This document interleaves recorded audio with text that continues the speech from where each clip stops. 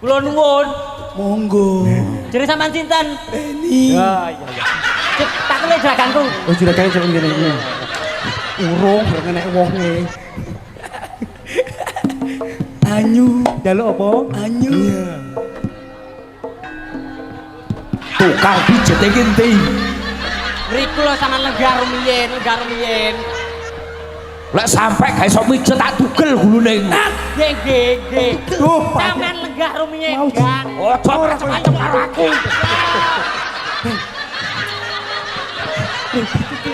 Awakmu gak ketok. Awakmu gak eruh. Nyapa kowe? Jelas.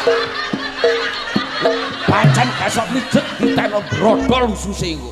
Dat brodol ususe goblokmu lho.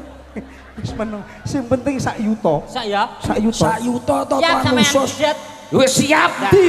Dukun pijete. Sik sabar. Nggih dompa jampi mijet sampean niku. Pijet kanthi dompa jampi. Dat Pak Beni. Kula nuwun. Goblok iso kuwi. Tiga langkah. Siji loro telu. Woi. Loh, bener. Iku tukang pijet gendak apa ora? Anu niki kang dipun. Ndak ketok, ndak ketok. Lah. Oh iya. Niki namine Mas Beni tukang pijet PC nggih niki. Yo aku pancen seneng golek tukang pijet PC. Oh, seneng sampean nggih. Lah umpama mboten saged mijet pripun? Wah ketok ndase. Pokoke awak iki bisa. Mosok mijet kok totoan ketok ndas. Pun, lah niki ahli pijet. Temen. Lah nggih. Loh, pijete sae. Lek pancen pijete penak tak tambahi 2 juta. 2 juta ki lemah iki. Muga-muga ditambahin. Wis to, maksud diketok ndasmu ora apa-apa, sing penting 2 juta.